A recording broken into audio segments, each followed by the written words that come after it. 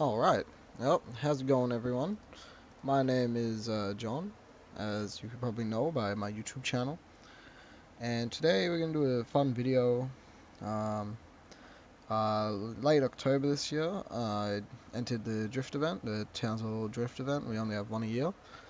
And this is my first drift event and my only real the only time I've really been exposed to drifting. Prior experience to this, I only had driven the Commodore. I only got it registered for maybe 2 weeks, 3 weeks before the drift event, and it's like my only rear wheel car I've had in a very long time. And the only practice I really got before this was just sliding on the street, just doing skids here and there. So no real experience before this. So this drift event was a very big deal for me. Not a very big deal, but what's the right word?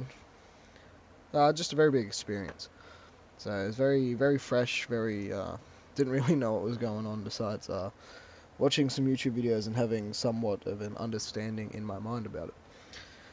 So I'm going to play some videos that I got from the drift event, just some videos that a few different people recorded. And yeah, I'll just be going over it and telling you about it, and yeah, I'll also be telling you about my future plans and stuff that's going on. So let's play the footage. So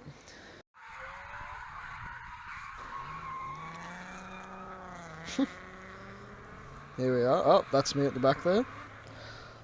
So right now I'm tandeming with this other one, the only other Commodore driver that was there, and he was in the orange Ute and I was in the orange sedan.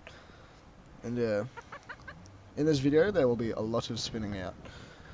That's an issue I had on the day, was just a lot of spinning out. So that wasn't too bad there. I'm surprised I kept sliding for that long. And big spin out there. One of the bit hardest things was obviously trying to keep everything linked and just keep the slide going. I was having, I also was having a few issues with my car on the day. Main issues were my clutch was slipping really bad, as you can hear in some of the video clips.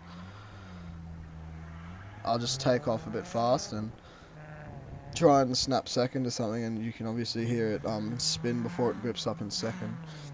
And literally after this event, my clutch decided to give way and became almost non-functional.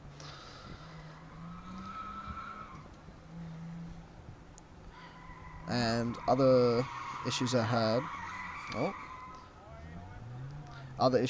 was spark, or all my coil packs seemed to be worn. Just before, like literally the day before the event, I was lucky enough to find some somewhat decent second-hand coil packs, but it would still break up in the top end. So I was working with a slipping clutch and not full power. So I don't know how much that would have affected it, but I'm more than confident to say I'm pretty sure it's more driver mod that needs work on than the car. That right there is one of the hardest things to get into, I found. Coming from this side, it's not too bad, but when you first initially come into the D there from right there, but the opposite way, it's real hard to slide left and then link to the right.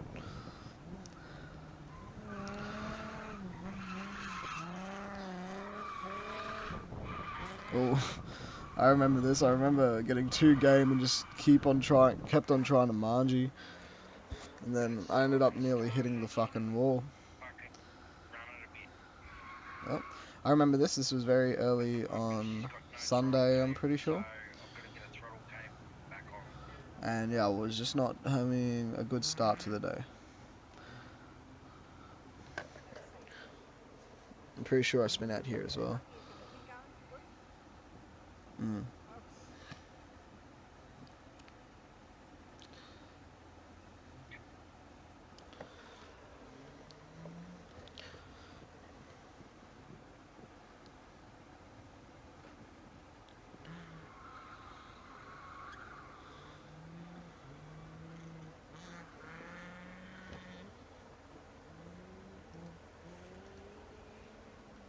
That wasn't too bad.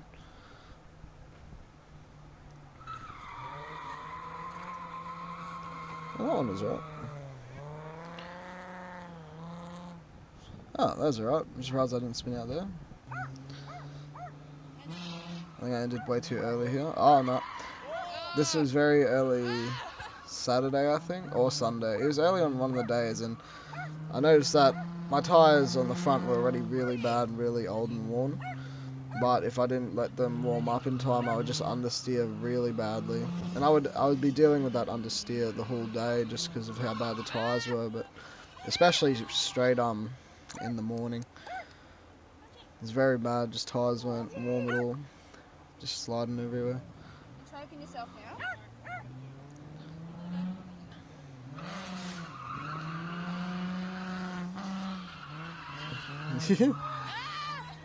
Yeah. Big skid. I think another issue I had was I was just way too throttle happy. Wasn't controlling it too much.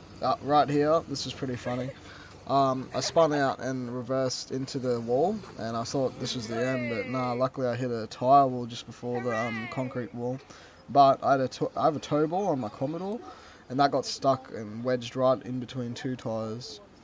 And I had held up the day for a little bit there, and it was a bit embarrassing, but it was funny, and yeah, everyone had a laugh. And right there you can see the tow ball. That just got wedged completely in between the two tyres, and we had a good reef, but yeah, we had to end up waiting for the forklift to just reef it out.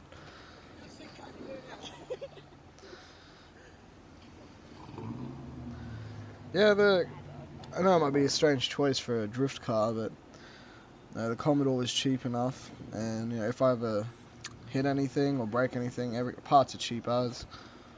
And it's just to learn, I guess. Just to learn until I decide I'm good enough to take a good car out and bin that.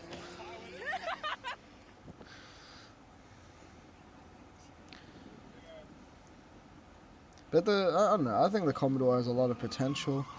I just need to get a proper suspension setup going. This came in way too hot there. It's just so easy to spin out in that Commodore. It's just so boaty as well.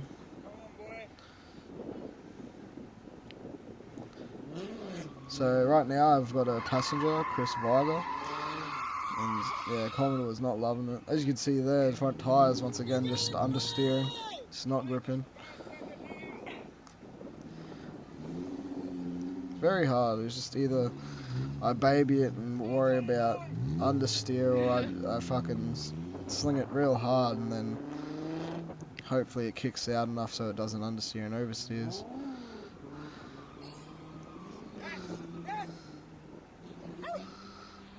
That was alright. I entered way too soon though. Not enough speed as well. That's probably one of my favourite corners to do there. It's one of the safer ones there. The track's a lot wider once you're on there as well, so it is fairly scary having the concrete barriers there, but it's not too bad. Oh look, he's going hard. So I came in real hot here, I remember. And this is pretty cool. I'm surprised I caught myself and didn't spin out just there. I wish I could have held that and kept on going, but yeah. Fortunately I spun out again. Also, the only mods that are on the Commodore are a lock diff, lowered springs, and exhaust, really.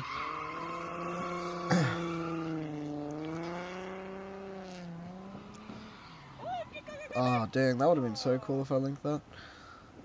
That was close. I remember I spun out there, and you could see how much smoke billowed up because my handbrake got stuck on.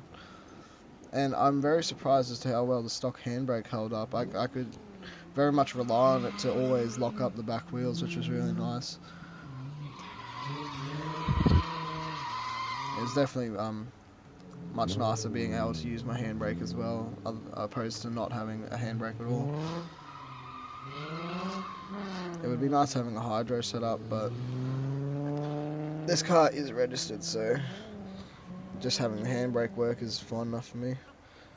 Oh, final video here, and this was the only skid that I did after the drift event, and I think this is you can just see that the clutch in this video is just going.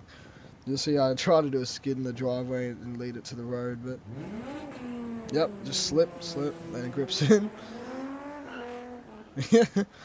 And then it just went downhill from there.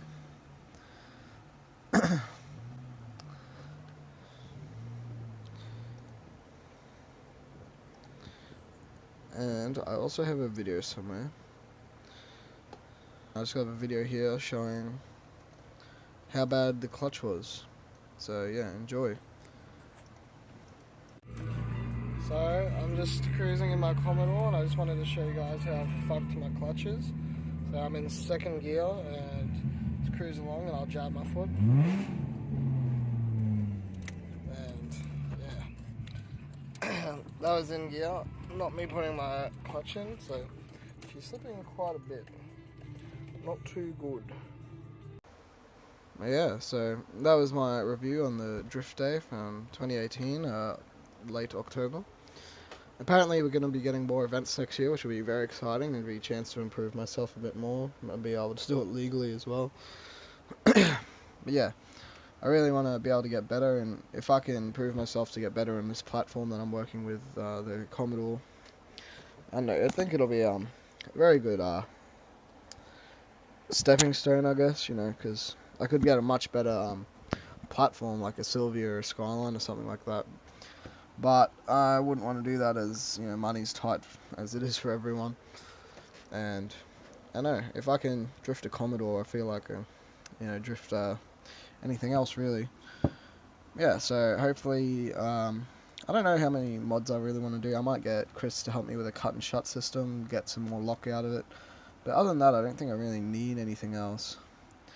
Just thinking about just slapping a turbo on and running just a cheap eBay fucking fuel and ignition control piggyback system, just going ham. But it's nice how reliable the car is now, just being NA, and just can sit on the limiter for days and it'll be fine. I can still drive home. I don't really have to worry about it braking or anything. Yeah, so I will try and upload some more videos on this, as this has been really fun to make, and just fun in general, you know, drifting's fun. Yeah, hopefully I can get a lot better, and so I could say I can properly drift. Yeah, it's all still learning right now, and I'm happy with what I've done. So thanks for watching. I hope you guys stay tuned, and yeah, next video I'll be uploading is just us fixing the clutch on the Commodore. And after that, I'll upload a video of a big filthy skid, or I'll include one in the clutch video. And don't worry, I will run my clutch in. So thank you for watching, and I'll see you guys in the next video.